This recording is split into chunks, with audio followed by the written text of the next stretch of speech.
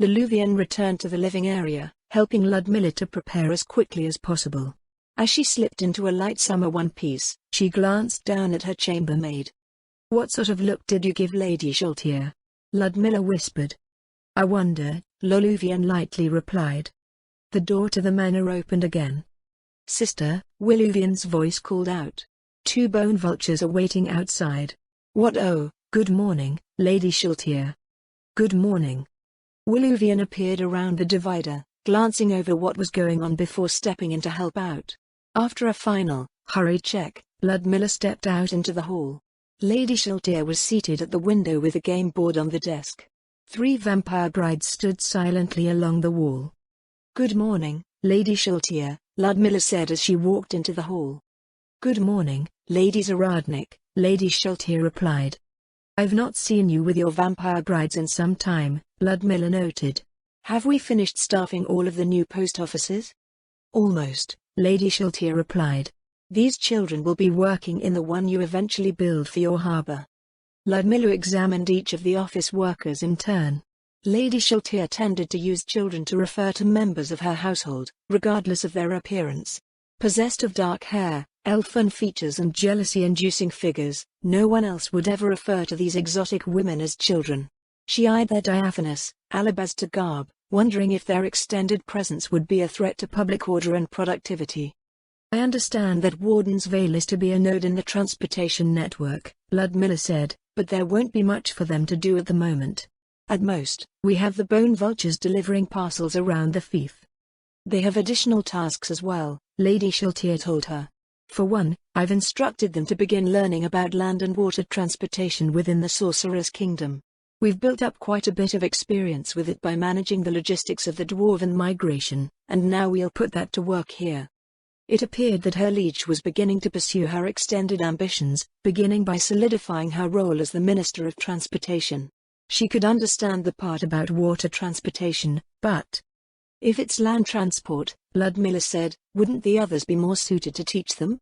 "Corlin, Gagne and Wagner all have 3 vampire brides assigned to them now," Lady Schultier told her. "My resources are not so limited that choosing one would preclude the others."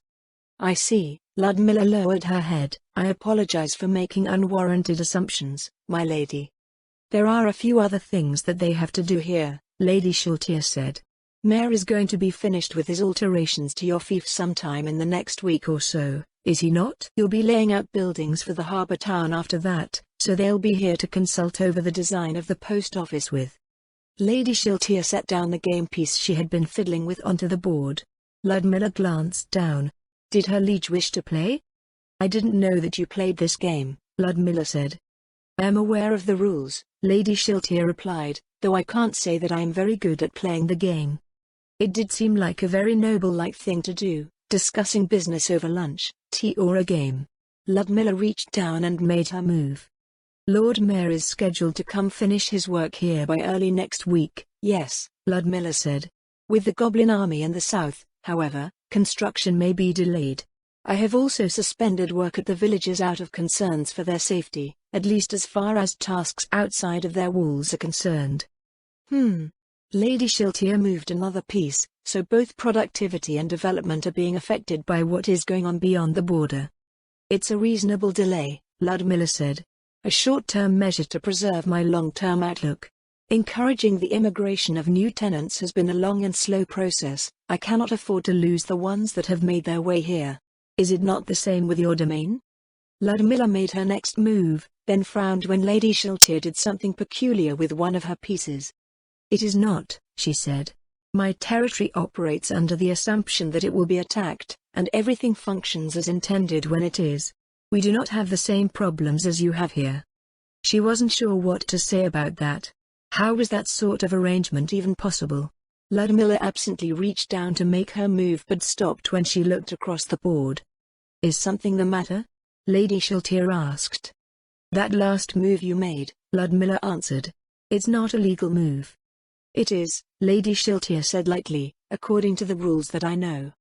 Ludmilla frowned at the unreasonable reply, then moved a piece to keep the game going before returning to the business at hand. Once I'm reasonably certain that the goblin army is preoccupied with defending their position in the upper reaches, I can lift the restrictions. The work for the harbor town may begin even sooner than that, given how difficult it is to approach this place without being detected. The lizardmen appear to be free of these restrictions, Lady Shiltir noted, moving another piece. The lizardmen don't even have permanent homes to stay in yet, Ludmilla replied. The risk for them will decrease drastically once they have constructed their villages and the new lake and marsh are filled. They are not in the same situation as those in the farming villages, who may be attacked from the forests surrounding the valley. The villages and the harbor make it difficult to reach the interior of the Vale, as they effectively serve the same function as castles that project power over their respective surroundings. Once again, Lady Shiltir moved a piece in a way that it shouldn't have been able to. When Ludmilla responded to eliminate the offender, she was thwarted by another illegal move. Leaning back from the board, she chased away a mounting sigh and pressed her lips together to keep the frown off of her face. How could anyone play a game when there were two different sets of rules? That was assuming Lady Shiltir was playing by any rules at all. Everything she did appeared to be largely advantageous to her. Across the desk, Lady Shiltir smiled slightly. "Is there a problem?" she asked. Ludmilla could only answer with silence and her barely restrained expression of annoyance. "This is quite amusing," Lady Shiltir said. "I am not finding this game amusing, my lady," Ludmilla replied. "Rather than this game being amusing," Lady Shiltir said, "I was more referring to you." Ludmilla looked up from the desk, at the twin appearances of Lady Shiltir. Her chin rested against the knuckles of her right hand, her thumb and index fingers stretched out to cradle her cheek. "The other day," she said, "you expressed your disdain over this game, about how it in no way reflected the realities of war, but your former peers would treat it as such. Yet, even when you're exposed to my rules, you still play by theirs. A game is defined by its rules, my lady. Playing like this seems pointless." "That would depend on who is playing it, yes?" Lady Shiltir told her, "Putting aside this game, life is full of games. Life is a game, of sorts. I have watched you for months, now, Ludmilla. I have heard the tales of your family and seen how you play the games of life. How many times have you suffered at the hands of someone else's rules? How many times have you carried on, unaware that there were other rules at all? Or that a game was even being played? Why is it that your own rules only dominate the field when you believe that you are playing the game you were meant to play?" "I cannot force others to play according to my rules in everything," Ludmilla said. "You do not need to." Lady Shiltir gestured to the board, which had long lost any sense of being a proper game to Ludmilla. "I am not forcing you to play by my rules," Lady Shiltir said. "Yet you are being subjected to their results. You may play according to whatever rules you wish, but, in the end, you cannot stop me. By the same token, do you think any lesser being can stop you? I have claimed you as my own, Ludmilla. By becoming one of mine, you have become an agent of His Majesty's will. Once, your conviction was so strong that you were willing to cast aside all of the games that others played. Yet now, as your life has settled into something more familiar, you, too, have settled into playing a familiar game."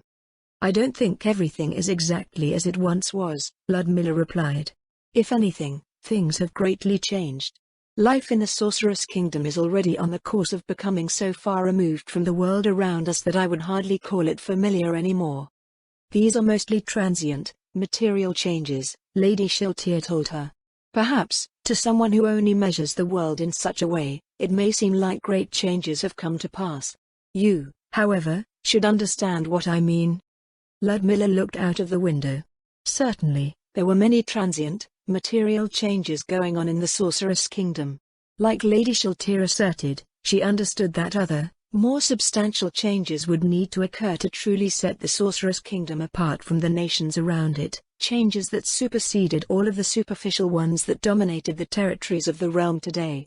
"I believe your intuition is already leading you on the right path," Lady Shiltir drew her attention back from the view outside, "but your mind cannot make sense of where your heart leads you. As a result, your world is still framed within the bounds of that limited understanding, even as you already hold the answer in your hands.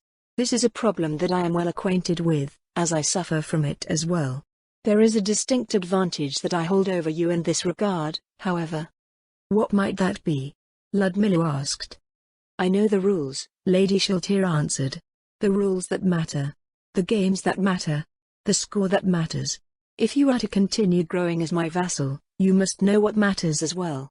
You have taken but a single step on the journey to understanding what it truly means to serve His Majesty, yet it appears that you've stopped to sit down after that first step.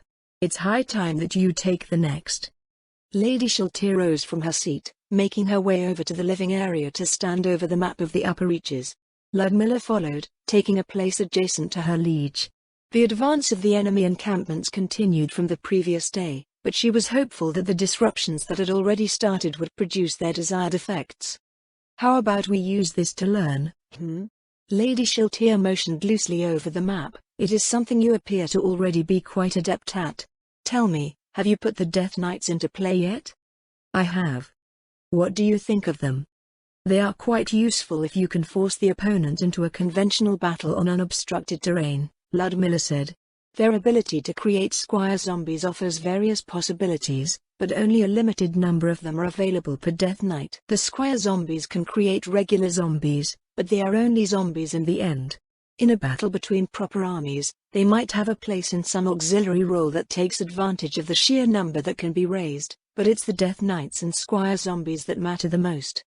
She supposed that was how Death Knights could destroy small countries, forming masses of zombies that overwhelmed an undefended countryside, while the Death Knight and its squire zombies removed any real threats to their endeavor. Lady Shaltir pointed down to the marker indicating the recently conquered encampment. You've already made your first move here, I think? She said. What is your plan going forward? It would depend on how they react to the disruptions we're inflicting upon them with the shadow demons, Ludmilla said. We're targeting the supplies that accumulate in the encampments with the idea that we can strain the army. As time passes, we can start isolating and eliminating camps that begin to suffer from attrition and fall into disorder. If we're lucky, they'll do most of our work for us in the end. As time passes, yet work in your domain suffers as long as this threat remains. It shouldn't take overly long, Ludmilla replied. A week or two, at most, assuming that their supplies are reasonably limited. Doing it this way is also safer for my subjects. Without a clear target to strike out against, this goblin army will be too concerned with itself. Weakening the overall strength of the enemy will also have the effect of making the regular zombies more effective. You took this camp without incident, Lady Shaltir said. Why not just rampage through the rest? It wasn't in a single move. I had to draw out a quarter of their forces, then strip away the troops stationed around their perimeter. After that, we killed their resting soldiers with shadow demons and wraiths before moving in for the final assault. You can't do the same to these other camps. I intend to whittle them down in any way possible, Ludmilla said, but I don't expect such favorable results every time. Even with this camp, we encountered some unexpectedly strong hobgoblins, strong enough to delay Death Knights when working together. Rampaging through the upper reaches with my limited forces may result in an organized response that can actually counter them. If they figure out that they aren't unstoppable, they figure out what sort of moves I currently have no answer against. Humph. You might be a human, but you may as well be undead with the way that you fight. Preying on the weaknesses of the living, coldly acting with the full intent of driving tens of thousands into desperation and despair. You possess the patience of the grave, extending death's embrace to your enemies. I suppose you could put it that way, Ludmilla frowned, but I wasn't considering things that way when I came up with all this. I am simply leveraging what I have at my disposal to the greatest effect that I can conceive of. Patiently waiting for the results is simply a part of that. I meant it as a compliment. Lady Shaltir twisted her lip, but at the same time, you are not considering a few potential solutions to the limitations that have been imposed upon you. I'm not? What I mentioned earlier applies even here, Lady Shaltir told her. You've imposed certain rules upon yourself without considering that there may be other rules that you could follow. You clearly understand the limitations of the Death Knights in this sort of environment, but you are not the only one that has considered their limitations in the Sorcerer's Kingdom. This goblin army represents a unique opportunity, one currently available to only you, Gem. Maybe that was too big of a hint. I see, Ludmilla sighed. What of the administration? The administration of the Sorcerer's Kingdom exists to serve the Sorcerer King. They will not move against those who act in His Majesty's service unless they find some fault in it. Ah, I see that you've figured it out already. She had. Ludmilla had approached the problem of her limited forces in the entirely wrong fashion, using the wrong avenues. By doing so, she had not only caused trouble for herself and her people but withheld opportunities for others as well. She had gone to the administration with what amounted to a personal problem, and they determined that she already had everything she needed to deal with that problem. Though she had gone about it in a roundabout manner, Lady Shiltier had already provided several hints to her in the time they had been together. As her liege had mentioned, her intuition had already led her to the correct solution on multiple occasions, but her mind could not make sense of where her heart had led her. She already had the answer in her hands, but she did not apply the proper rules to them. If service to the Sorcerer King was paramount, then she would have to reframe her motives and actions to consider how the greatest service could be rendered. "Do you think that Lord Cocytus is available to hold an audience?" Ludmilla asked. A gate appeared in the way between the living area and the hall, and Lady Shiltier smiled. "Why don't we go and find out?" "Should I wear something more presentable?" Ludmilla asked as she eyed the gate. "It's a bit different from your usual image." Lady Shiltier eyed her up and down, "but I think you still look good. Besides, you understand that Cocytus is always naked, yes?" Ludmilla frowned at her liege's words, then her frown grew as Lady Shiltier continued lightly. "You could just point that out if he voices any criticisms about your manner of dress." "I don't think that would be appropriate, my lady." "It would depend on the situation, yes?" Lady Shiltier told her. "You have almost the same sense of decorum as Cocytus, so I would say how you carry yourself in any situation would be in line with his tolerances. From your interactions with the others, you should know that we're not all rigid and inflexible in more casual situations. For that matter, I wouldn't mind if you become a bit more friendly with me." Lady Shiltier turned her crimson gaze up at her, and her lips turned up in a small smile. It was quite enchanting, but the expression did not translate very well to her other appearance. Personally, Ludmilla thought it best to maintain a degree of separation between liege and vassal, and the old forms of Rhys ties that were ingrained into her made it a matter of course. She had no idea how to respond if Lady Shiltier herself expressed a desire to become closer.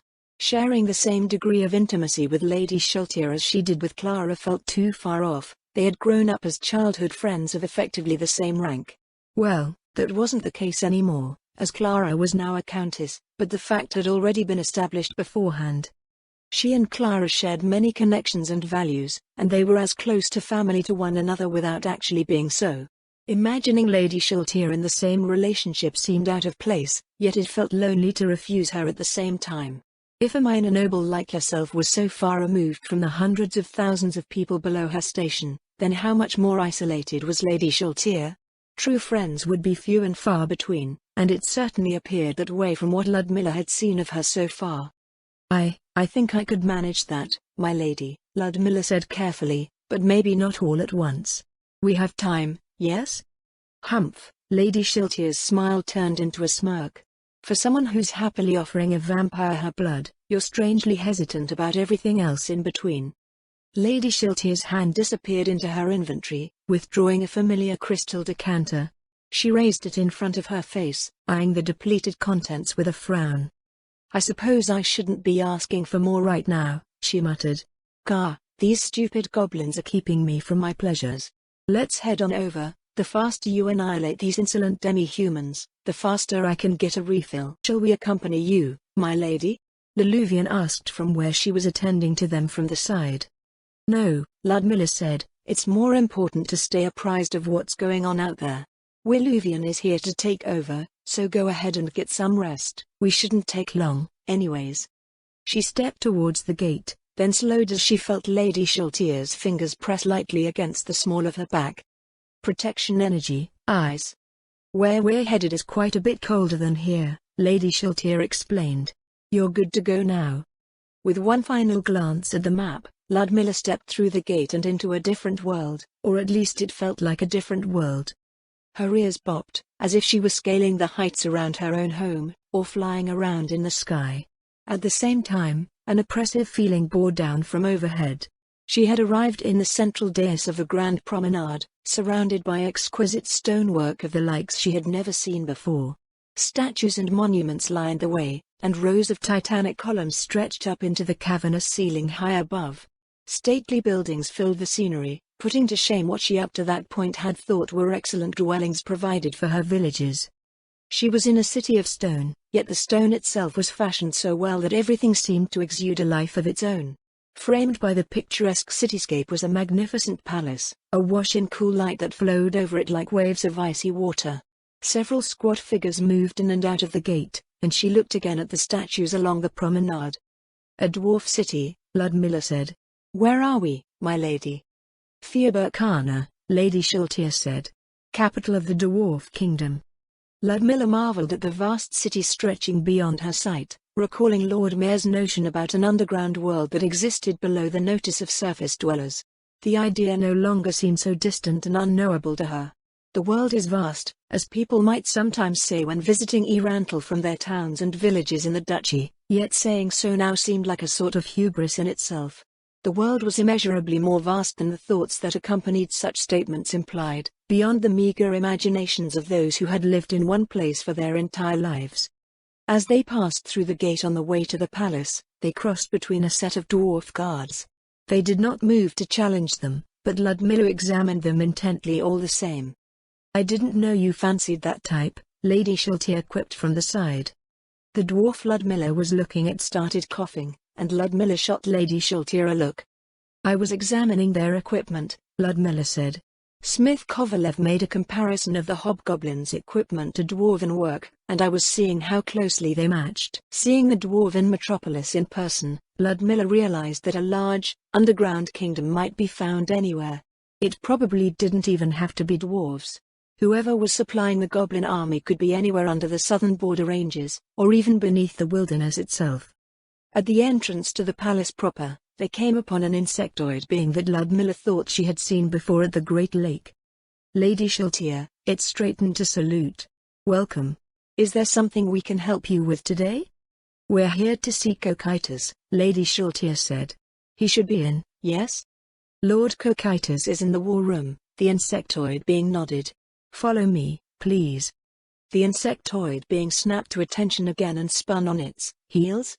It marched off into the depths of the palace, through the cavernous halls of carved marble. They were led to a large chamber. Everything just appeared inordinately large in this place, especially considering who it was supposed to accommodate, where they found Lord Cocytus standing at a long table with several retainers, a row of important-looking dwarves, and what appeared to be their aides. "Shiltir," he nodded. "Baroness Aradnik. Welcome."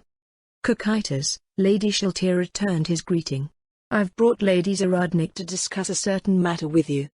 "A certain matter?"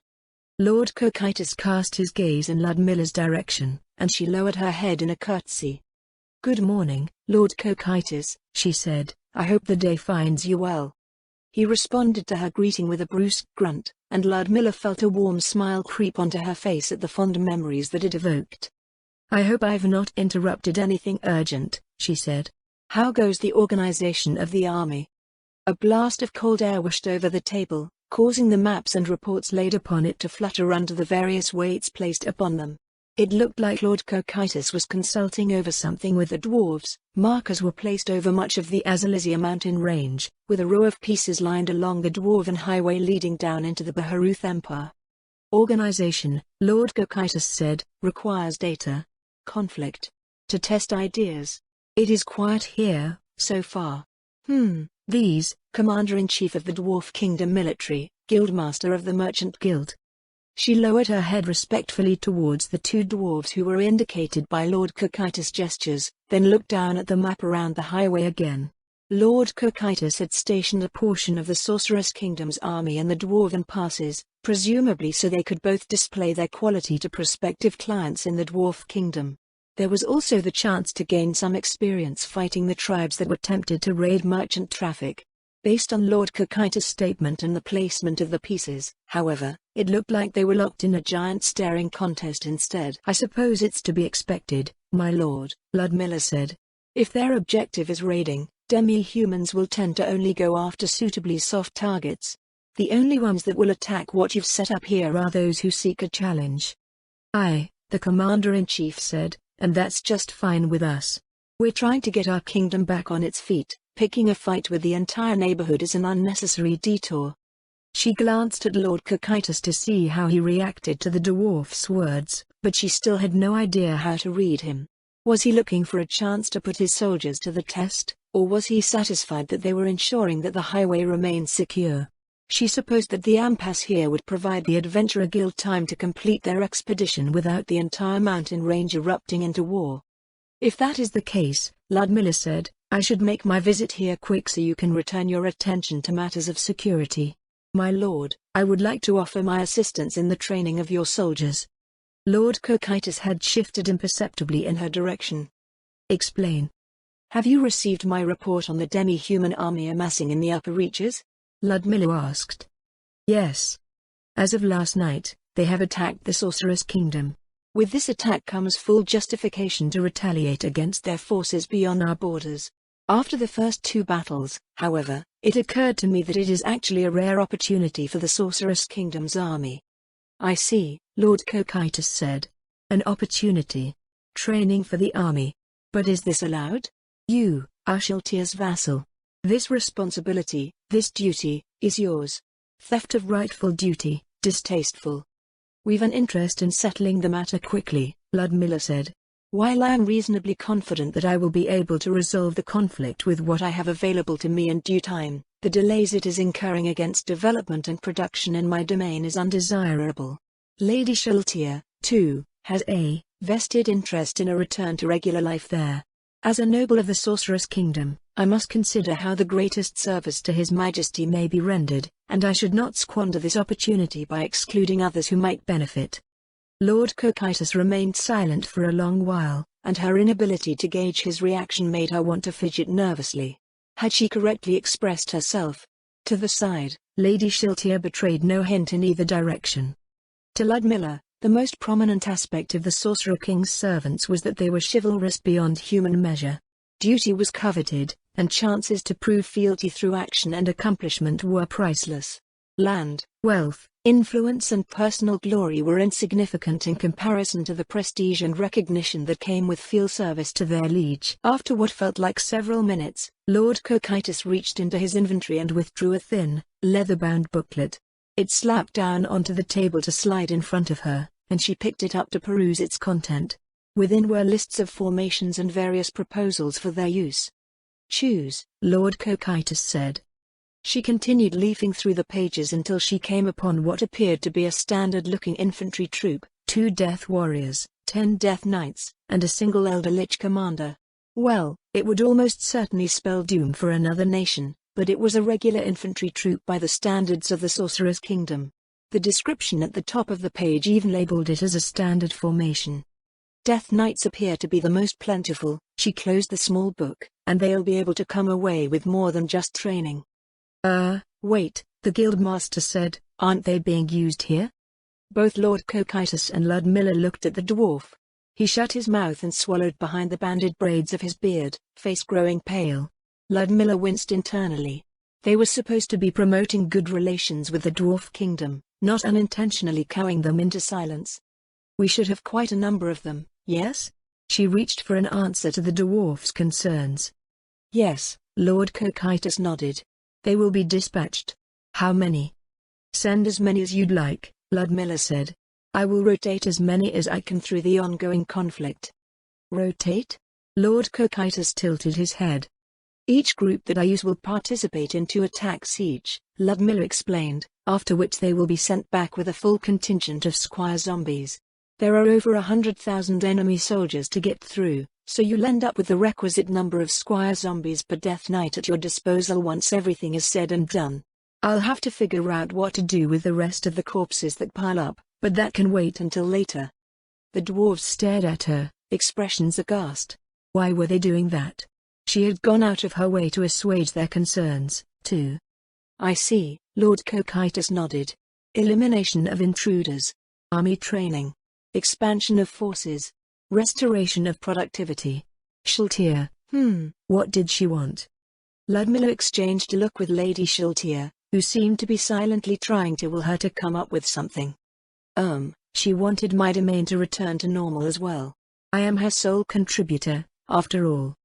Lady Shiltir offered a brilliant smile at Ludmilla's words and nodded in agreement. She probably couldn't tell Lord Cocytus that Lady Shiltia wanted an entire army snuffed out so just she could get a bottle of her blood. To render the greatest overall service, Lord Cocytus mused, in Lord Ains's name, personal recognition, thirst for acclaim, set aside. House Zaradnik has never pursued such things, my lord, Ludmilla said. We've always faithfully fulfilled our duties to our liege, regardless of how little recognition we received. For a defender of the realm comes foremost. Devotion to service, Lord Cocytus said. Laudable. To have others, serving like this, would be good. Your results, anticipated. Keep the book, for future use. With that, Lord Cocytus released them. On the way back out through the promenade, Ludmilla finally let out a breath of relief. Does Cocytus really make you that nervous? Lady Shiltia asked. It's not my being fearful of Lord Cocytus, my lady. Ludmilla answered. You may perhaps find this strange, but he carries himself in a manner that is similar enough to my father that I can't help but act a certain way around him. It will cause a great deal of confusion if you start calling him my lord father. Ludmilla let out a laugh despite herself. He is a bit too big and blue for that, Ludmilla said. But you might not be too far off the mark, in a way. Lord Cocytus' mannerisms are quite comforting to me, and a bit sad at the same time. If Lord Cocytus is like your father, then is there anyone that resembles your mother? People say that I resemble my mother quite a bit. Well, I'm not sure if that pairing can work, Lady Shiltia said as they approached the platform upon which they had arrived. Was there anything else you were interested in here before we return? Ludmilla swept her gaze over their refined surroundings. She was curious about what she might be able to see in Fioberkana, but another thought crossed her mind as she watched the dwarves head up and down the city streets. There are most likely a great many things of interest to me in this city, she said, but, for some reason, the dwarves with Lord Cocytus reacted quite strangely. I've come to understand that demi-humans are fearful of me for some reason, but why would dwarves act that way? That should have been your discussion with Cocytus, no? Lady Shiltia replied, even if we have engaged in amicable relations with the dwarf kingdom, most are still generally wary of His Majesty's servants. You, on the other hand, just strode in and spoke with him without flinching. You even smiled quite nicely at one point, and then you proposed that the massacre of an army 100,000 strong be the subject of a training exercise, of which many would be turned into undead. Ah. The population of the entire dwarf kingdom is just over 100,000 as well, Lady Shiltia added, so I'm sure some interesting parallels must have been running through their minds. Ludmilla sighed. So much for being friendly with the Sorceress Kingdom's diplomatic partners. I'm beginning to believe that I'm just doomed to having everyone fear me. When it comes to strangers, Lady Shiltia said as her gate opened before them, it is better to be feared than loved, yes? Considering your duties, I would consider it an advantage. Back in Warden's Vale, they found Willuvian gathered around the dining table with the three newly arrived vampire brides. The half-elf chambermaid appeared to be explaining what everything on the map meant, and they rose to greet Lady Shiltia and Ludmilla when they entered the hall. Welcome back, Lady Shiltia, Lady Zaradnik. Willuvian lowered her head, as did the three vampire brides. With 6 people inside, the manor was feeling noticeably cramped. Did anything happen while I was away? Ludmilla asked. Nothing out of the ordinary, Willuvian replied. We've set about 8 stockpiles on fire since last night, and now we're seeing how they respond. There hasn't been a new shipment of supplies to the encampment we took over yet, either. Barely 4 hours had passed since the last shipment, so that was to be expected. What about activity in the Western Pass? Demi-humans continue coming in, my lady, Willuvian replied. The information is from Bone Vulture reports, but they haven't noted anything distinctly different. Ludmilla wondered when it would end. Even after so many had spilled into the upper reaches, they just appeared to keep coming. She frowned down at the map. 2 new camps had been made along the northern branch, following the river, while what appeared to be the main body of the army had grown even further in the central valley. The numbers there grew ever more threatening, as the valley was far more navigable than the higher elevations of the upper reaches. Cover was far more abundant as well. Bone vultures could spot any weak goblin scouts being sent up to investigate the passes, but they probably couldn't detect the ones moving through the dense vegetation of the valley. It was entirely possible that the demi-humans had already discovered the entrance to the canyon, though they wouldn't be able to enter the narrow passage without being spotted first. They would definitely know it was there if the northern arm advanced all the way to the Katza River, and it would make massed advances up the eastern pass more likely as well. With this in mind, she had already planned to use the next night to move down from the encampment where her forces were currently stationed. They would move south to arrest the progress of the northern arm entirely, then sweep eastward. With what she now understood of her own undead contingent, cleaning up the isolated demi-human camps in a single night was barely doable. All she could think of was speeding up what she had done the previous night, whittling down a camp before overwhelming it, then repeating the process. She could only hope that there wasn't a goblin that was sneaky enough to elude her forces and report what was going on. The arrival of Lord Cocytus' promised Death Knights would simplify things immensely, but, at the same time, she wasn't sure if she could properly command more than a handful at once. Straight into commander mode, I see, Lady Shiltia said lightly to the side. Ludmilla looked up from the map, blinking the dryness out of her eyes.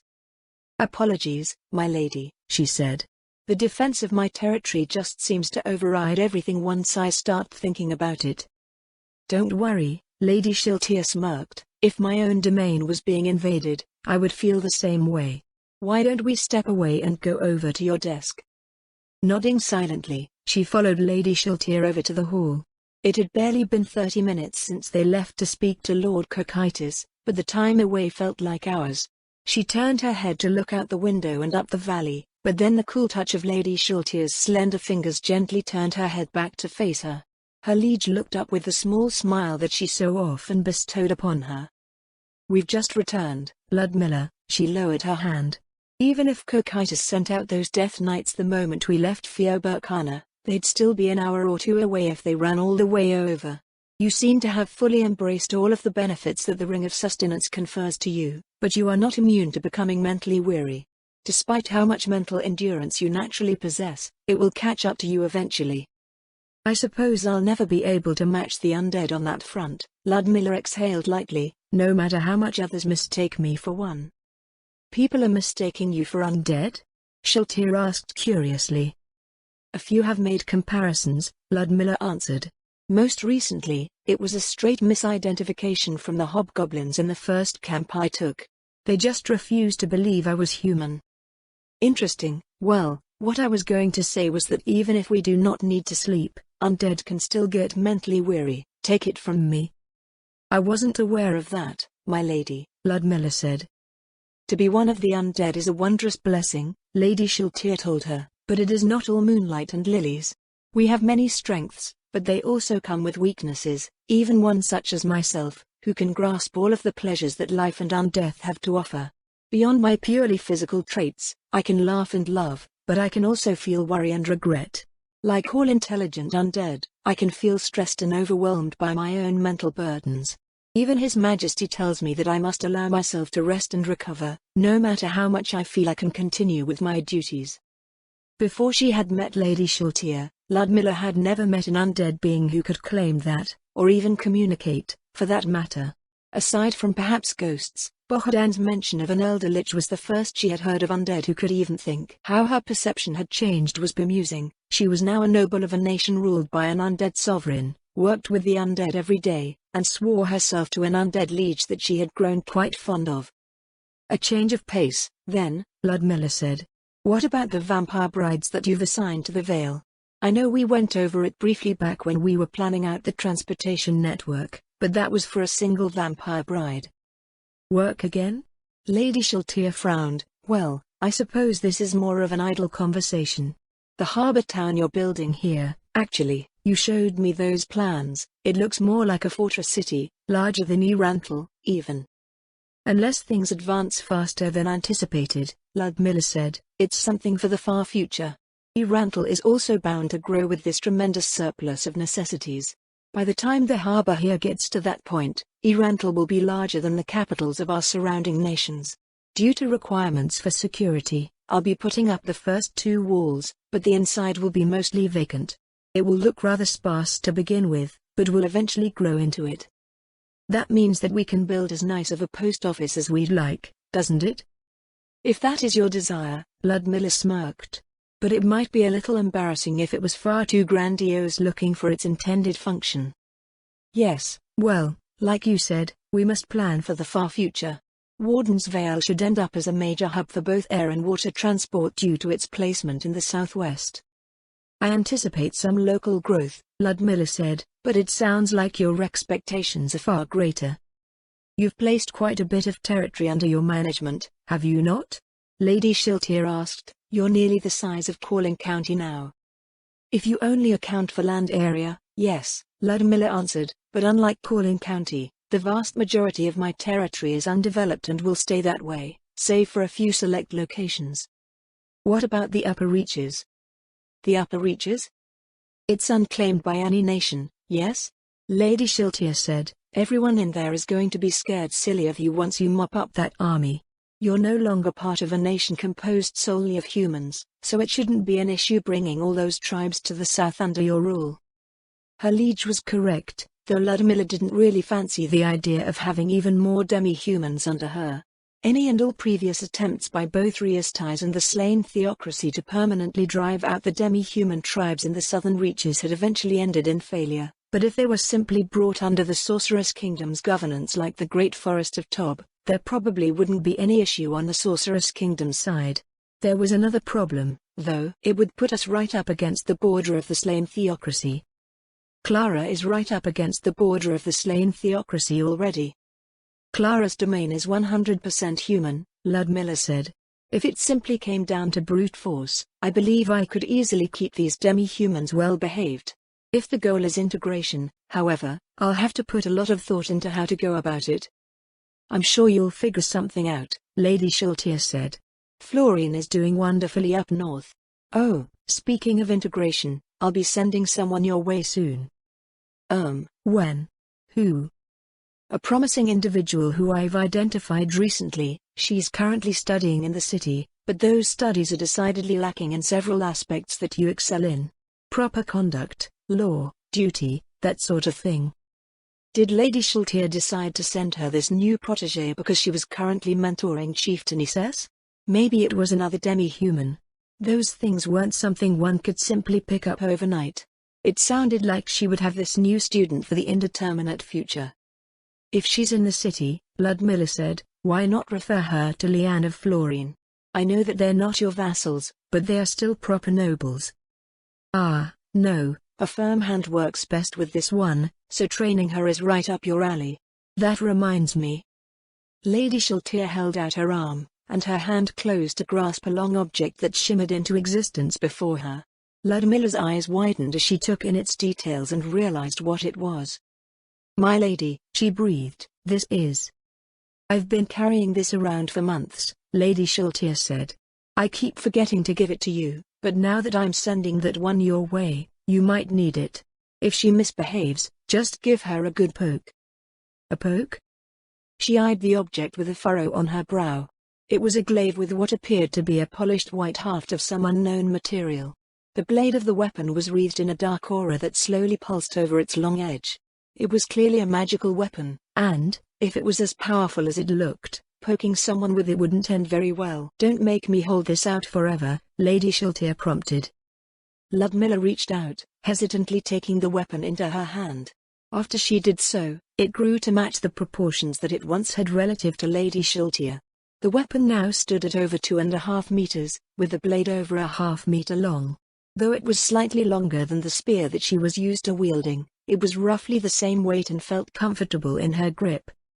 Are you sure about this, my lady? Ludmilla said, you did mention something about some equipment back then, but this is. You needn't worry about it being something of mine, Lady Shiltir told her. It is a replica of the one bestowed upon me by Lord Peroncino. I took the liberty of altering a few of its properties to be more suited for your use. Examining the glaive again, Ludmilla hadn't a clue about what it did at all. Having never wielded a magic weapon in her life, she had no idea what to expect. The first feature I'm not certain will work for you, Lady Shiltir said, so let's try that out. Do you recall how you retrieve specific items from your infinite haversack? Ludmilla nodded. It's a bit of a similar feeling. Will the weapon into your bag? Frowning, she did as her liege asked. The The weapon vanished from her hand, and her arm jerked upward slightly with the sudden absence of its weight. Ooh, it does work. Now never mind. After sending it into her bag and back into her hand several times, she held the weapon in hand again. What else does it do? Ludmilla asked. There's nothing too fancy on it, Lady Shaltir told her, but it does have quite a bit of data. It has a decent enchantment on it, so the power of your attacks will be similarly affected. In addition, it inflicts negative energy damage to whatever you hit. The effect on the blade is just cosmetic. Any attack you make with any part of the weapon will deliver the effect of the enchantment. This means you should be careful not to bump into anyone with it when the effect is active, and if you drop it on your foot, well, try to avoid that. Ludmilla's gaze on the exquisite weapon turned wary as it started to feel more and more like a deadly hazard. So if this person coming to learn from me misbehaves, I give her a poke. Are you sure she won't instantly die from that? Not a poke, no. She's quite resilient. Also, don't hesitate to use it in a fight. Just like with any of the magical items and equipment you receive from us, we'll have to chase down whoever kills you and runs off with your stuff. I will try to avoid that, Ludmilla said, but I'll need to practice using this weapon. You mentioned that I shouldn't bump into anyone with it when the effect is active. Does that mean that it can be disabled somehow? That's right, Lady Shaltir nodded. Many magic items have effects that you can activate and deactivate through various conditions, so you should get used to that. This one in particular can be willed to do so, but it will still be a powerful weapon even when the effects are deactivated. Like your other weapons, you'll have to mind how you move it around. Nodding as Lady Shaltir spoke, she tried to disable the weapon. It felt strange at first, but it was no more difficult than moving it back and forth between her infinite haversack and her hand.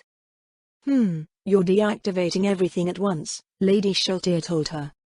There's more than one effect? Yes, Lady Shaltir nodded. There are several effects built into it. The first is the quick swap enchantment that lets you equip and unequip it like you've just learned. Second is a weapon enhancement that increases the effectiveness of your attacks. The third is a keen edge enchantment that makes it easier to score critical hits. Finally, there's the negative energy effect, which has several components: the dark aura you see on the blade, the negative energy damage itself, and the ability damage it inflicts. I only have cursory knowledge on how the whole negative energy thing works. Ludmilla eyed the dark blade of the glaive. Could you provide an explanation on that part, please? Negative energy is the opposite of positive energy. Lady Shaltir frowned at her own words. I suppose you might consider it the element delivered by healing spells. Creatures that are healed by positive energy take damage from negative energy and vice versa, which also means that the negative energy component of your weapon will not harm creatures fueled by negative energy, like the undead. Shouldn't that mean that touching undead servitors with this weapon will heal them, since undead are healed by negative energy? I've heard it worked that way at some point in the past, but, unfortunately, His Majesty said it was patched out. What? The important thing is that it doesn't. Lady Shaltir waved her hand dismissively. Negative energy from spells and abilities that are supposed to heal the undead will do so, while all other sources of negative energy do not, so don't go around poking your Death Knights thinking that it might work. I see, Ludmilla replied. After the first battle last night, Nonna used some sort of touch attack? Is this weapon's effect something like that? Yes, that's right. I adjusted the power downwards from the original weapon to lower the chance of unfortunate accidents, adding the attribute damage in its place. Overall, it's still far superior to even the best magic weapons you'll find around here. I've configured this glaive to be perfectly in line with your personal fighting style. Lady Shaltir was right on the mark with her assessment. Guildmaster Einsack and Mary sometimes called it the technique of a soldier: defensive, fast, and maneuverable, exploiting the leverage, speed and raw power of a spear. Once she became accustomed to the glaive, it would be perfect for her. I wasn't aware that you knew how I fought, Ludmilla said. I drop by the Adventurer Guild sometimes, Lady Shaltir replied, and Mare lets me examine your assessments. So this is for more than just poking a problematic student. Isn't it a bit much for someone like me? Someone like you, her liege snorted. A vassal who is talented and ambitious, yet loyal, is a treasure in themselves. Any liege would be a fool to not invest in measures to retain them. As long as you continue to provide field service, more will surely come your way. I sincerely doubt that this will not be the case, so you had better get used to it.